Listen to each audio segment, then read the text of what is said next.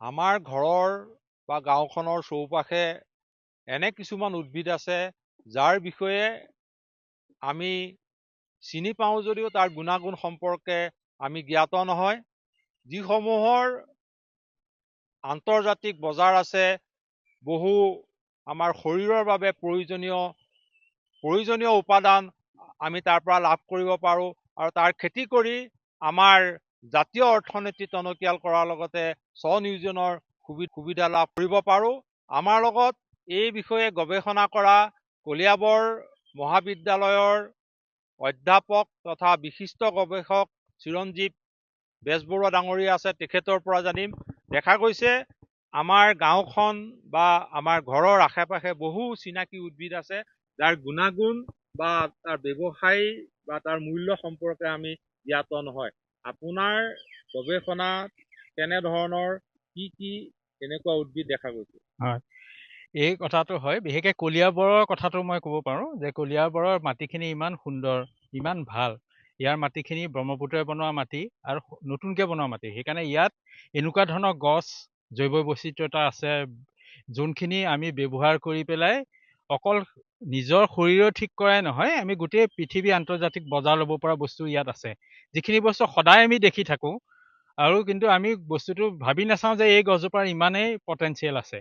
এতিয়া উদাহৰণ হিচাপে আপুনি লওক ছজিনা গছজোপা। আমি সদায় দেখি থাকোঁ ছজিনা গছজোপা, ছজিনা খাওঁ বা ছজিনা আমি ব্যৱহাৰ কৰোঁ, বহুতে টেষ্টো পায়, কিছুমানে বেয়াও পায়। কিন্তু আচল কথা হ'ল কি, ছজিনা এটা ছুপাৰ ফুড।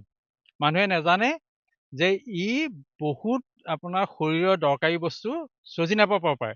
প্ৰথম 1 নম্বৰ পাব পাৰে কেলছিয়াম। আমাৰ হাৰ্দিৰ কাৰণে যোনটো কেলছিয়াম লাগে, চবতকে বেছি কেলছিয়াম থকা গছজোপাই হ'ল ছজিনা। ছেকেণ্ড হ'ল ভিটামিন চি। আমি নেমুত ভিটামিন চি আছে বুলি জানো, কমলাত আছে বুলি, কিন্তু তাতকেও বেছি ভিটামিন চি আছে ছজিনা পাতত।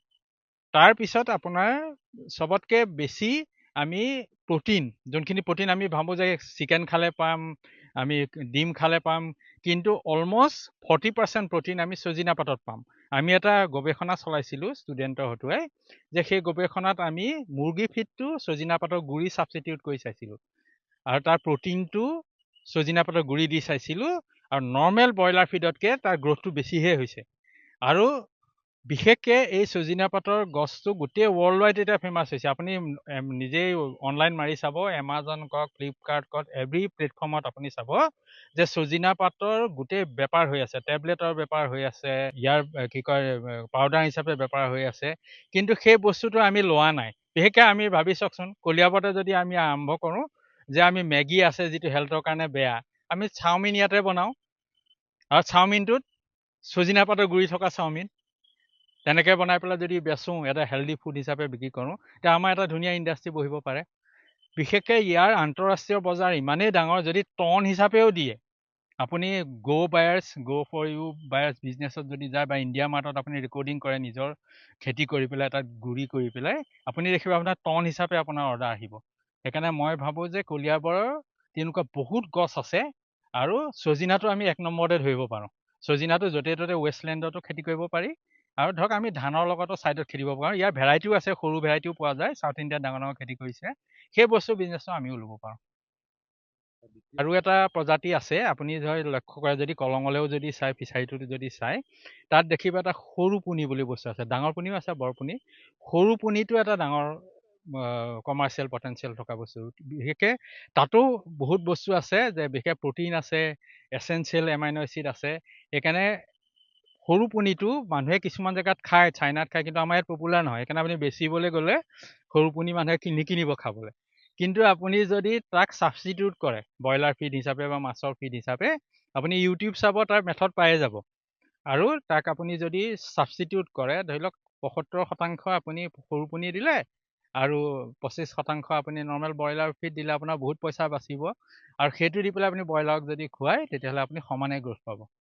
তেনেকৈ আমাৰ এটা ধুনীয়া ইণ্টাৰনেশ্যনেল কমডিটি হোৱা আৰু এটা গছ আছে, সেইটো হ'ল বৰমানিমুনিটো। আমি জেনেৰেলি জানো অসমতো এটা আছেই। ইয়াত এটা অসমৰ এটা ট্ৰেডিশ্যনেল আছিলে যে গছৰ পৰা কেনেকৈ আমি এটা মেডিচিন বনাওঁ, কিন্তু সেইটো আমি পাহৰি গ'লোঁ, এৰি দিলোঁ। আমাৰ পুথিত থাকি গ'ল, সাঁচিপতীয়া পুথিত, কিন্তু বস্তুটো এষ্টাব্লিছ নহ'ল।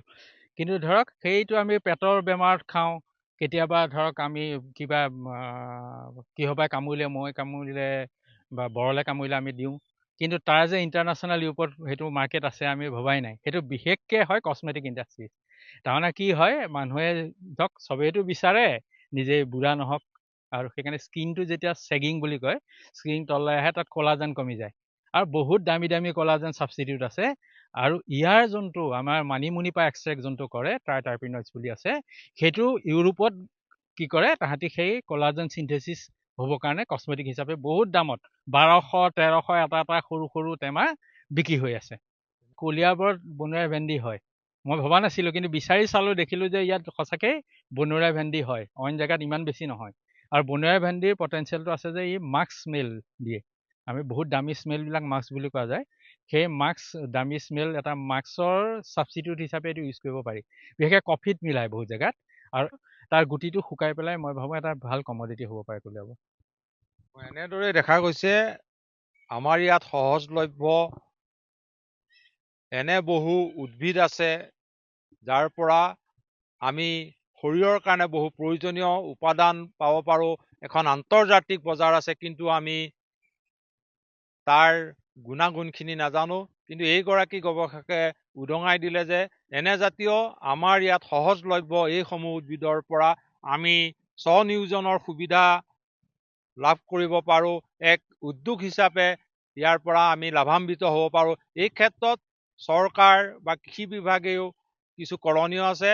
এই ক্ষেত্ৰত আশা কৰোঁ সকলোৱে মনোনিৱেশ কৰি এইসমূহ উদ্ভিদক এক উদ্যোগ ক্ষেত্ৰলৈ উত্তৰণ ঘটাব।